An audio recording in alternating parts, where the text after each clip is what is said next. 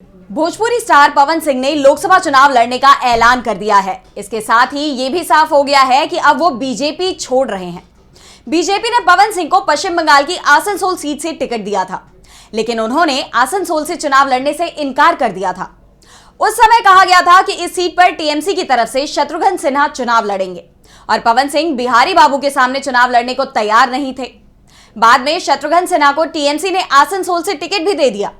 पवन सिंह ने पहले बीजेपी का टिकट वापस किया और अब वो बीजेपी भी छोड़ रहे हैं। पवन सिंह के बीजेपी छोड़ने की खबर पर ही आज हम करेंगे बात। नमस्कार, मैं आराधना।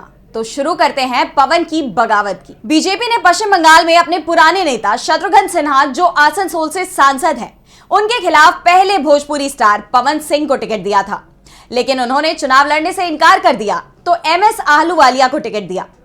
पवन सिंह ने टिकट वापस किया तो बीजेपी अध्यक्ष जेपी नड्डा ने उन्हें दिल्ली बुला लिया, बैठक की, लेकिन पवन सिंह अड़े रहे कि चुनाव नहीं लड़ना है। अब वो आसनसोल से चुनाव लड़ने से मना कर रहे थे या फिर बीजेपी की टिकट पर चुनाव लड़ने को तैयार नहीं थे, इस पर सवाल उठने लगे थे। बीजेपी विरोधी तो दावा कर रहे थे कि पवन सिंह बीजेपी की टिकट पर चुनाव नहीं लड़ना चाहते थे और वो एक बहाने की तलाश में थे, क्योंकि उन्हें एहसास हो रहा था कि बीजेपी की टिकट पर चुनाव जीतना बेहद मुश्किल होगा।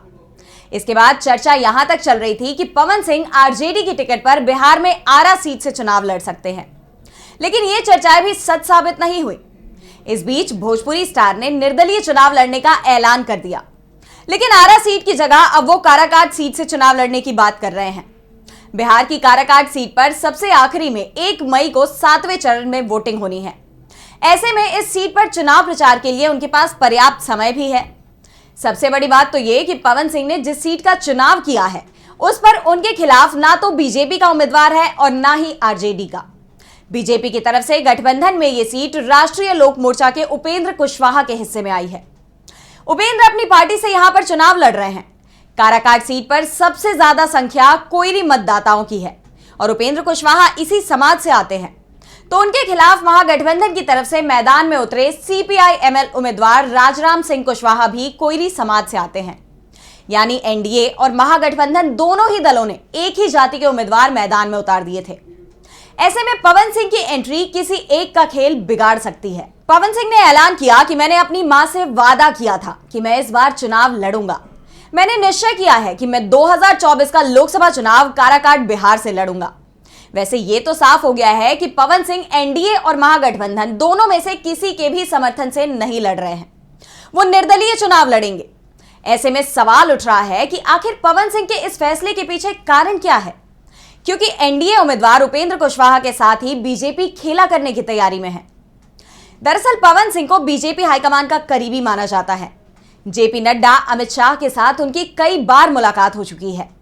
बीजेपी ने उन्हें टिकट भी दिया था। ऐसे में उनका काराकाट से चुनाव लड़ना सवाल खड़े कर रहा है।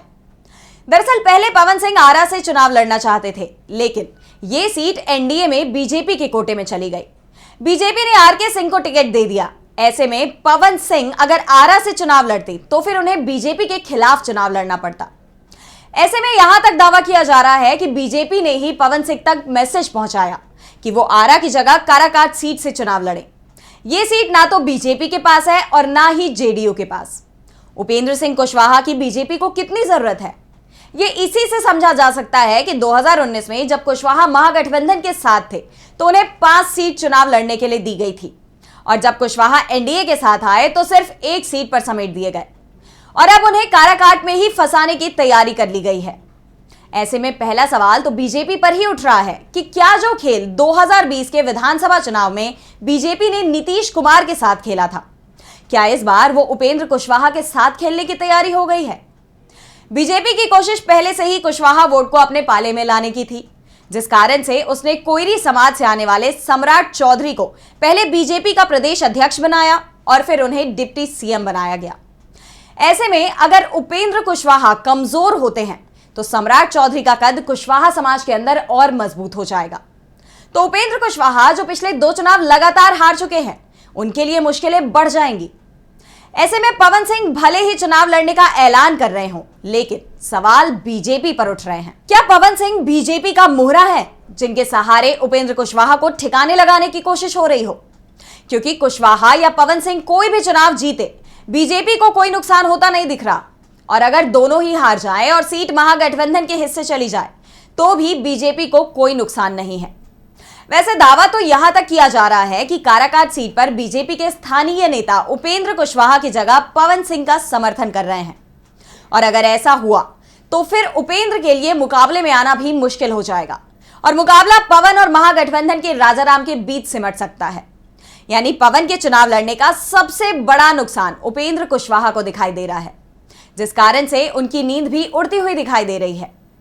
उपेंद्र कुशवाहा की बढ़ती चिंता का अंदाजा इसी बात से लगाया जा रहा है कि अब उनके समर्थक ही कहने लगे हैं कि बीजेपी हमें धोखा दे रही है।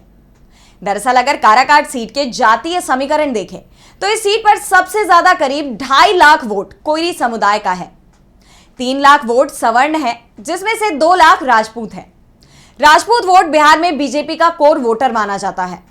उपेंद्र कुशवाहा अभी तक मानकर चल रहे थे कि बीजेपी के साथ गठबंधन होने के चलते ये वोट उन्हें मिलेगा, लेकिन अब पवन सिंह के चुनाव लड़ने के बाद राजपूत वोट उपेंद्र के पाले से जाता दिखाई दे रहा है। ऐसे में अगर पवन सिंह के साथ बीजेपी का अंदरूनी तौर पर समर्थन होता है तो सवर्ण समाज का बचा 1 लाख वोट भी उपेंद्र के हाथ से छिटक सकता है। यानी एनडीए के वोट में बंटवारा तय माना जा रहा है, जिसका लाभ महागठबंधन को मिलेगा ये भी तय है। पवन सिंह के चुनाव लड़ने से बिहार में एनडीए बिखरता दिखाई दे रहा है। कुशवाहा को पहले तो एक ही सीट मिली थी और अब उस सीट पर भी उन्हें एनडीए का समर्थन मिलने की संभावनाएं कम होती दिखाई दे रही हैं। जिस तरह से बीजेपी नेता पवन सिंह ने काराकाट सीट से चुनाव लड़ने का ऐलान किया है और बीजेपी के अंदर से उनके खिलाफ किसी भी तरह की सख्त बयानबाजी नहीं हुई, उसके बाद साफ हो गया है कि यहां बीजेपी के सहयोगी का मुश्किल में फंसना तय है।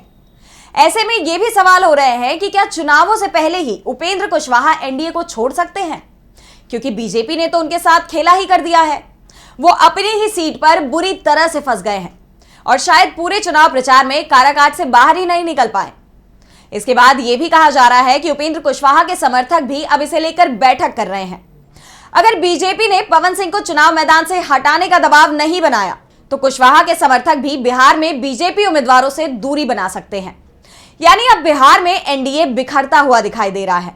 विरोधी दल तो इसे बीजेपी की अपने सहयोगी दलों को कमजोर करने की रणनीति बता रहे हैं।